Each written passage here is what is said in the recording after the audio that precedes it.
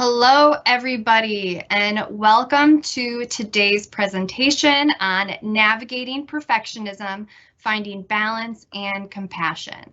We're here to explore the intricate journey of perfectionism and discover ways to strike a balance while infusing our lives with compassion. Perfectionism is a trait many of us can relate to, that pursuit of excellence, the desire for flawlessness, and however, it can come at a cost, impacting our mental health and well-being. So as we embark on a journey to understand perfectionism, recognize its effects, and most importantly, finding ways to navigate it with grace and compassion. My name is Lexi. I am one of your presenters today. I am also joined by Emma and Leah, who will be tuning in shortly. In a world that often glorifies perfection, we find ourselves chasing after the ideal, the perfect home, the perfect car, the perfect relationship, and the perfect job. And it's a narrative ingrained into our societal expectations, influencing the standards we set for ourselves. Thinking about the perfect home, the flawless interiors, the immaculate organization, a portrayal of the ideal home that often reflects those, again, societal norms and expectations. But in our pursuit of perfection, do we find true happiness, or are we constructing a facade? That perfect car, those sleek lines, luxurious features, it's not just a mode of transportation, but a symbol of status. Yet, does it bring genuine joy and satisfaction, or does it impose unnecessary pressure? That perfect relationship, picturesque moments, romantic gestures, that relationship is a common narrative we see in media. But do these ideals align with reality, or do they create those unrealistic expectations, which sets us up for disappointment? And then the perfect job, the corner office, the impressive title, that job often defined by external markers of success. Yet, does it resonate with our passions and values, or does it lead to burnout in the pursuit of that idealized career? And in our pursuit of these ideals, it's crucial to ask ourselves, what price are we willing to pay for perfection? Are these ideals truly reflective of our authentic selves, or are they external expectations that we've internalized? In a study conducted by esteemed researchers at the University of Northern Colorado, in 2022, they studied the impact of perfectionism in the workplace. They found that 92% of participants in the study reported being affected by perfectionism. 86% believe perfectionist expectations impact their work. And 68% believe perfectionism does lead to burnout. And perhaps one of the most alarming is that 1/3 of employees are contemplating leaving their workplaces because of the burden of perfectionist expectations. And these findings really underscore that connection between the pursuit of perfection and the detrimental toll it takes on the quality, productivity, and well-being of employees. So then it becomes imperative for both employees and employers to foster environments that strike a balance between those high standards with a compassionate understanding of individual limitations. So now that we've explored societal expectation and reviewed some key stats, let's delve into what is perfectionism. Perfectionism is the relentless pursuit of flawlessness and the establishment of exceptionally high standards for oneself. And although not officially classified as a medical diagnosis, it is a prevalent personality trait that many individuals develop. And this trait extends its influence into various facets of life, encompassing work, relationships, and personal growth.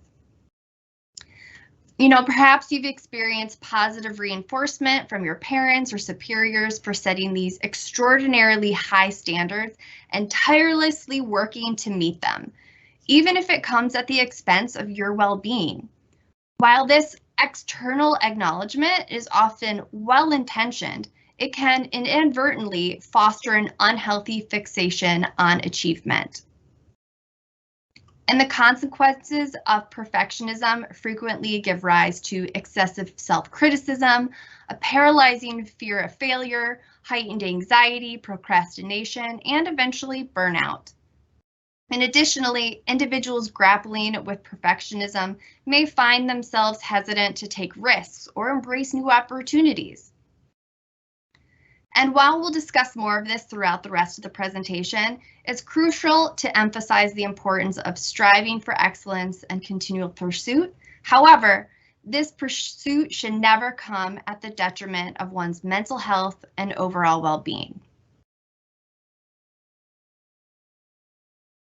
So now let's explore the different dimensions of perfectionism. First is self-oriented perfectionism, and this involves setting unrealistic high standards for oneself. Individuals with this type of perfectionism are excessively critical of their own performance and find it challenging to let go of work that doesn't align with their exacting standards. And this form also centers on that personal expectations and self-assessment.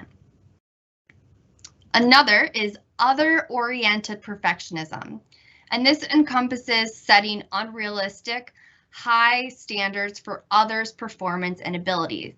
Those with other-oriented perfectionism often anticipate flawless execution from others, even with minimal communication about desired outcomes. Errors made by others in group settings can be particularly bothersome to individuals with this type. And the last is socially prescribed perfectionism. And this involves the belief that external entities such as a family, boss, peers expect flawless performance. Individuals with socially prescribed perfectionism may obsess over others' opinions, equating being perfect with being deserving of love. And this perfectionistic type may resort to self-deprecating humor, struggling with low self-esteem, and facing challenges in coping positively with stress and adversity. And living in a world where every move feels scrutinized can contribute to a constant sense of falling short. And really understanding these helps us recognize the diverse ways perfectionism can manifest and unique challenges each type presents. So as we navigate further, let's explore strategies for fostering a healthy and balanced perspective on excellence. But first, let's examine these various behaviors with perfectionism. Starting with procrastination. This can often stem from the fear of not meeting those high standards, and the paralyzing anxiety of not achieving perfection can lead to the delaying tasks, waiting for that quote unquote perfect moment that rarely arrives. Avoidance. Perfectionists commonly engage in avoidance behavior. The fear of making mistakes, falling short, prompts them to actively avoid situations where judgment or evaluation may occur, and it can serve as a protective mechanism against the discomfort of perceived failure.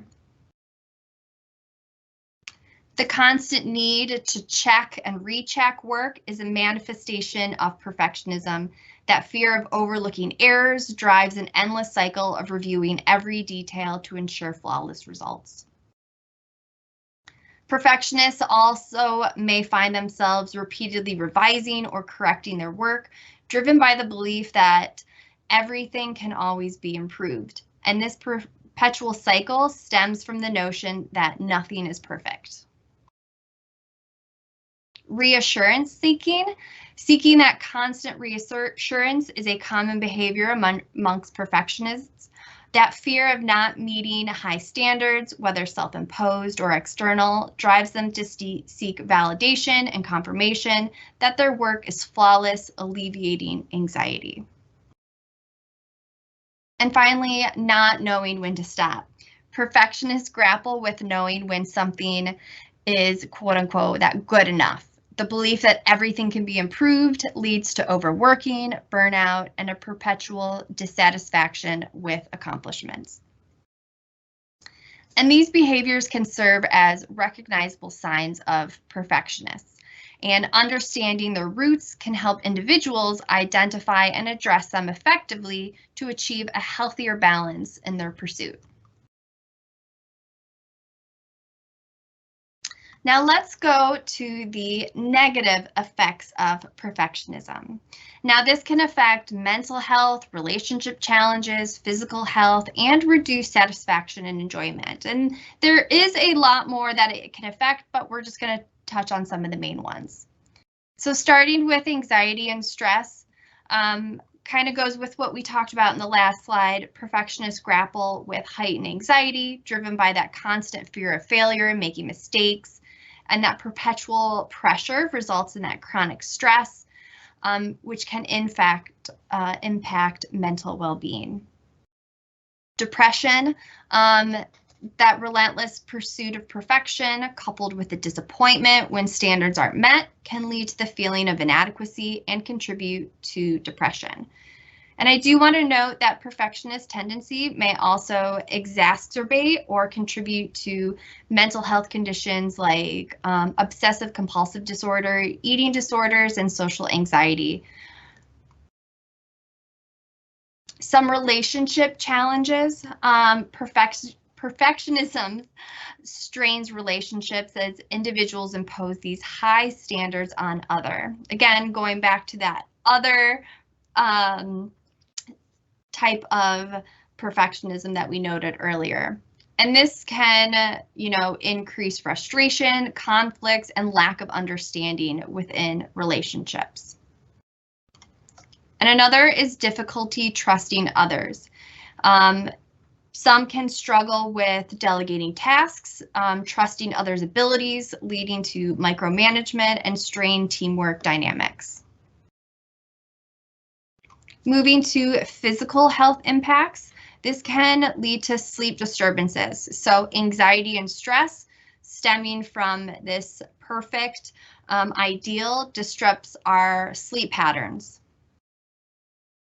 And again, this is all through how you'll find is that this relentless pursuit of flawlessness puts us into overdrive, which leads to overwork, which results in burnout, fatigue, and this endless cycle that we're in.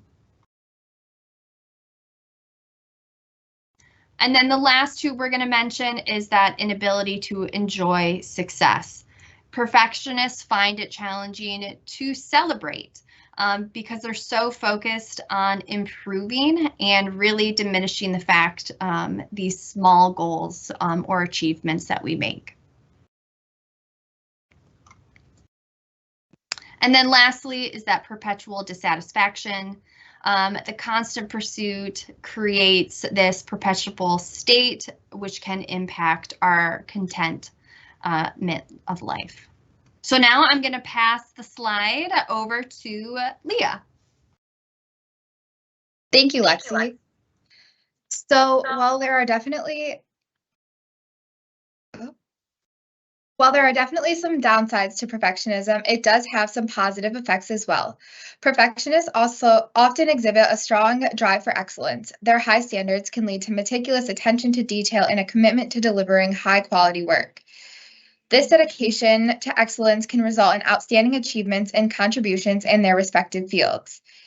In addition, perfectionists are often highly motivated to achieve their goals. Their desire to meet or exceed their standards can drive them to work diligently and persistently toward their objectives. This motivation can lead to accomplishments and success in both personal and professional endeavors. Having high standards can drive innovation. Perfectionist pursuit of excellence can push boundaries, inspire creative solutions, and lead to innovations that might not have been achieved without such aspirations. In entrepreneurial ventures or creative industries, this drive for perfection can lead to groundbreaking ideas and products.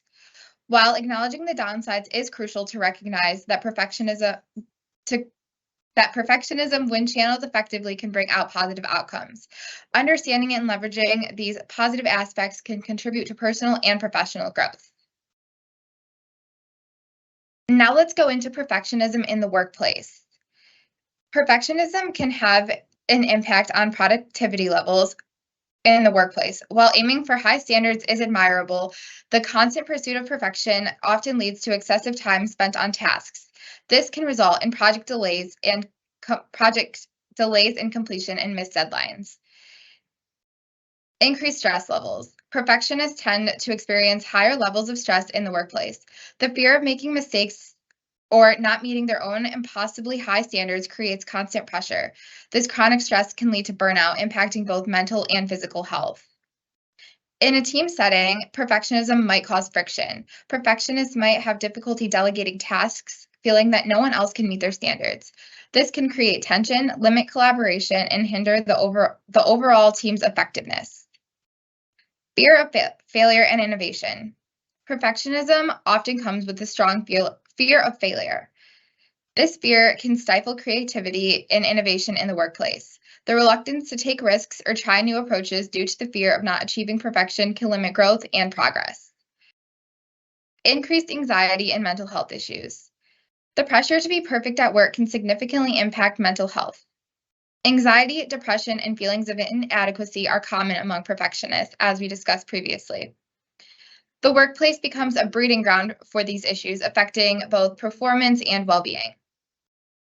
Reduced job satisfaction. Ironically, despite their efforts, perfectionists may experience reduced job satisfaction. The constant dissatisfaction with their own work or the work of others, paired with the stress and pressure, can lead to lack of fulfillment. Understanding these effects can help you and organizations create a more supportive and balanced work environment, encouraging healthier approaches to work without sacrificing quality. So with that, self-compassion is a vital component in overcoming perfectionism.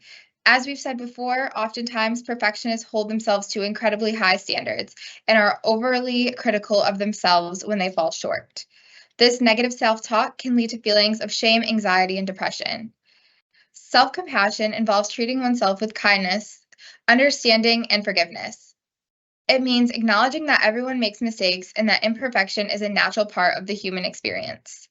By cultivating self-compassion, perfectionists can learn to be more accepting of themselves and their flaws.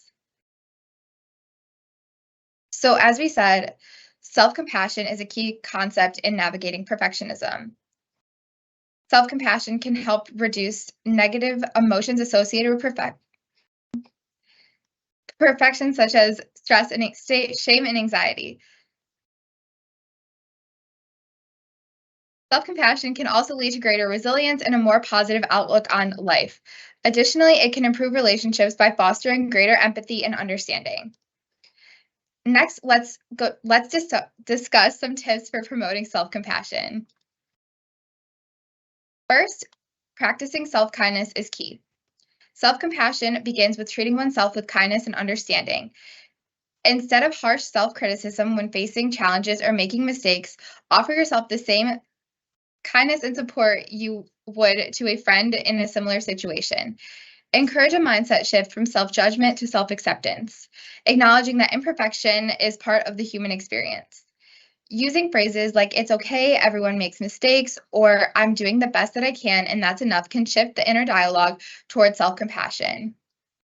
I'm going to hand it over to Emma to discuss some other strategies. Thank you, Leah. So, Leah, you discussed step one, or one of those practices, and now we're on to step two, which is gratitude practices. So gratitude practices can be another helpful strategy for promoting self-compassion. By focusing on what we are grateful for, we can shift our perspective away from what is lacking or imperfect.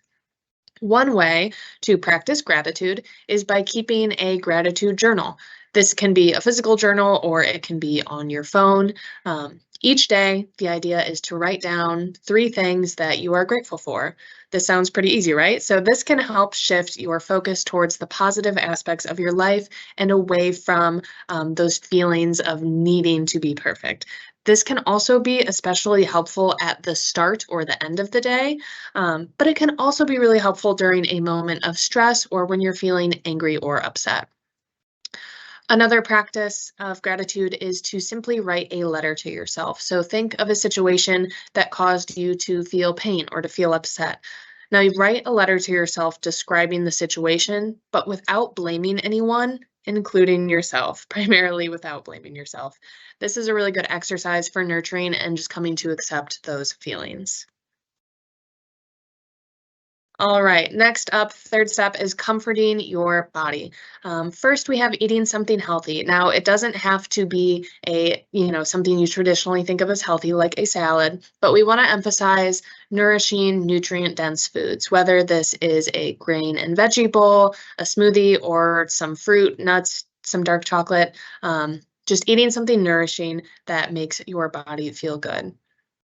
Next is which is possibly the most instinctual way to comfort our bodies, is to lie down and rest. So take some deep breaths, let your muscles relax. Even if you're only lying down and resting for 5 or 10 minutes, this can be really helpful for comforting yourself.